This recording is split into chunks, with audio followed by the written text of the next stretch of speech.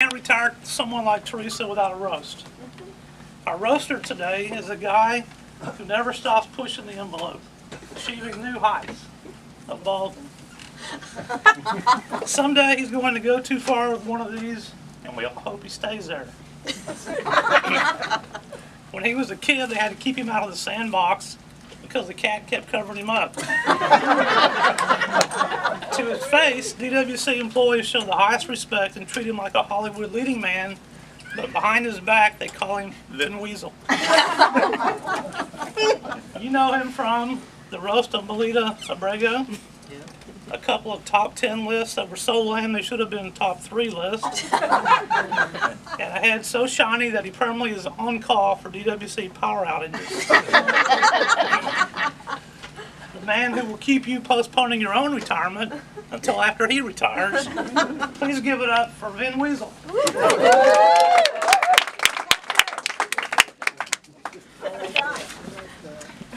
Everybody, let's keep it going for Denny Whitehouse.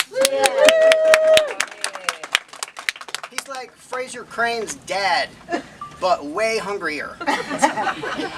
See, without a cane, he can get to the fridge a lot faster. Denny, man, you call that an introduction? Okay? A large group of people hasn't been left this disappointed and confused since the system was informed that Wagley had been promoted. We have some VIPs.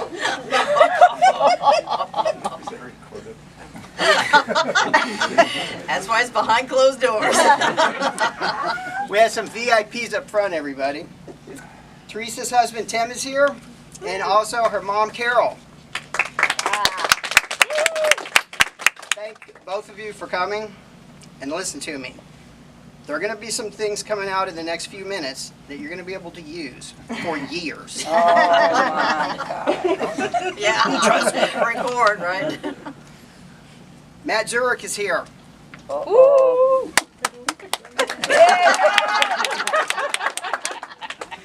We really appreciate you being here, Matt. We know it's not easy for you to find time away from your 2017 Musical Hallways Whistling Tour. Nice. You got it. Teresa Carney, you're retiring. And since you announced it, the people gathered here have been having a lot of serious mixed emotions. I'm sorry. I meant serious mixed drinks. Let me mess with this.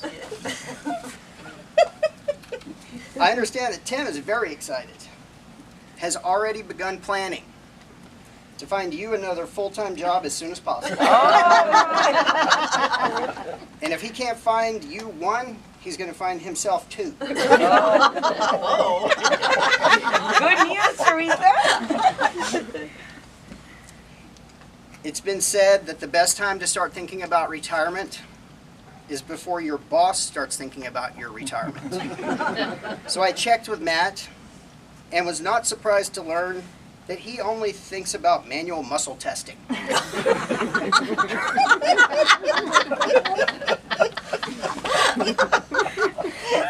If you've worked here for more than 2 or 3 days, you've heard Matt whistling a tune while walking the hall. Oh, yes.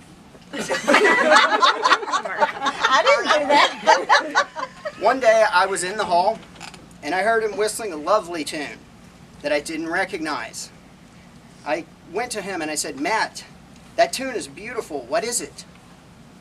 He said, "Thank you so much. I'm really glad you liked it.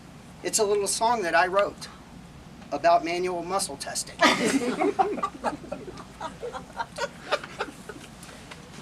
Note for next time, manual muscle testing is not as funny as I thought.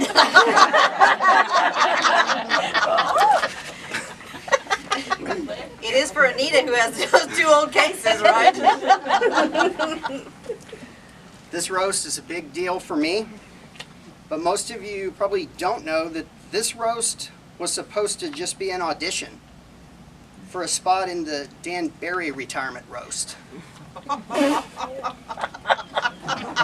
Too soon?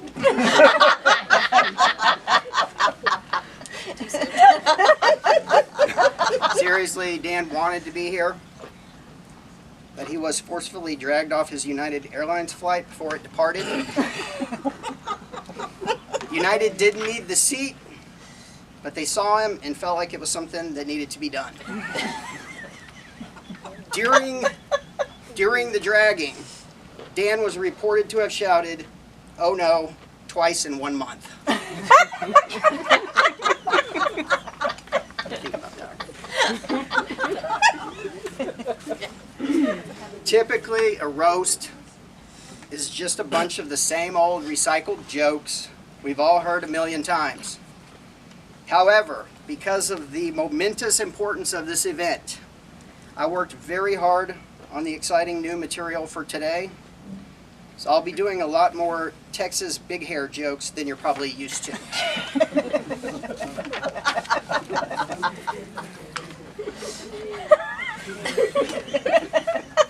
Teresa has worked here for 1/4 of a century. While that might be difficult for many of us to comprehend, with a name like Carney, is it any wonder she was drawn to work at a place with a carnival sideshow atmosphere, the latest in 1970s technology, countless bizarre characters, and crazy-ass games being played everywhere you look.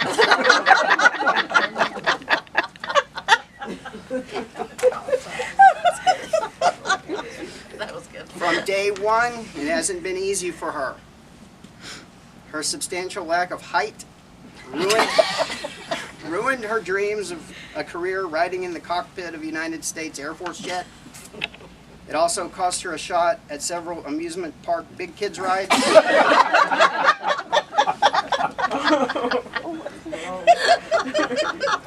Diminutive, yes.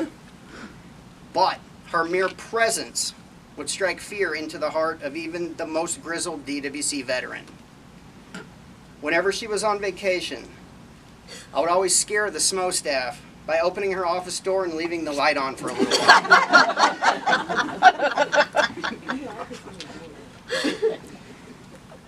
Some of you may not know this. Teresa lives on a large property, and she loves to grow fresh vegetables, mostly squash, because it reminds her of what she likes to do to the careers of people who oppose her.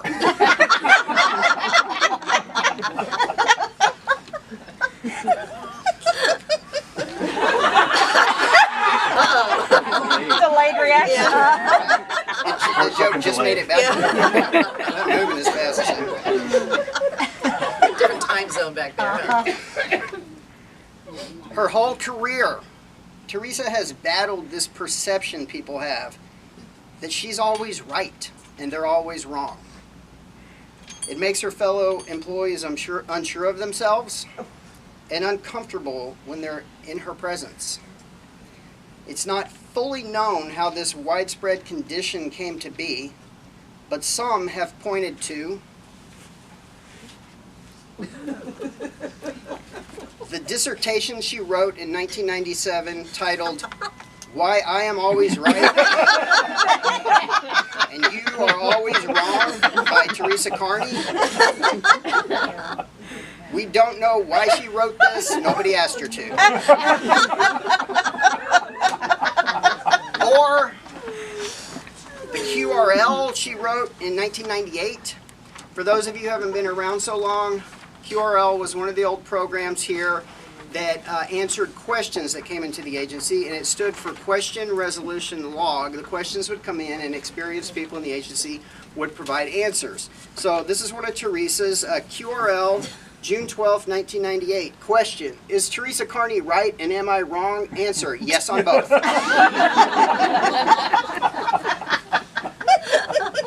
Or, Denny, this is your cue.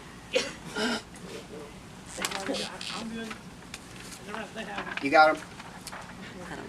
Or the rule she wrote in 1999. And I've got some copies you can look on with each other, but I got copies for our dignitaries up here.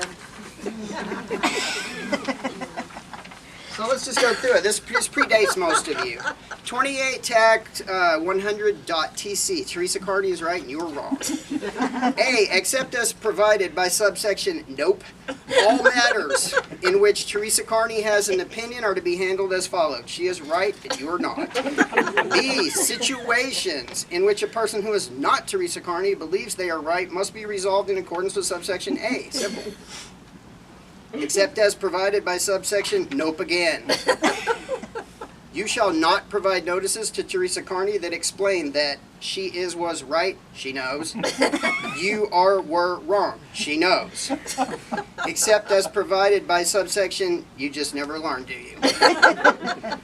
If specifically directed by Teresa Carney, such as through an embarrassing phone call or email, you shall provide information specifically thanking, praising, or congratulating her for being right and/or apologizing for your lameness.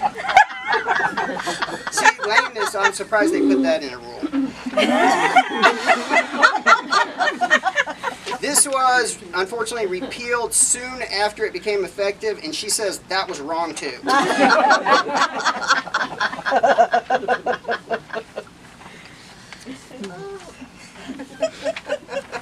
Teresa's fearsome reputation and take no prisoners style was well known, and she was highly sought after because of it.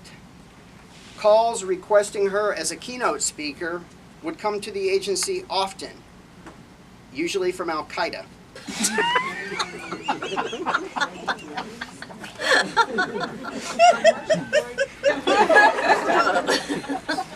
Yeah. Teresa didn't always say exactly what she was thinking, but she had a variety of looks. If you understood them, they told you all you needed to know. I have some examples. I'll give you the look and then I'll tell you what it means. So the first one went like this. Which meant, you will soon be fired. This one meant, I'm going to try and fire you before the end of today. And this one meant, somebody bring me a body bag.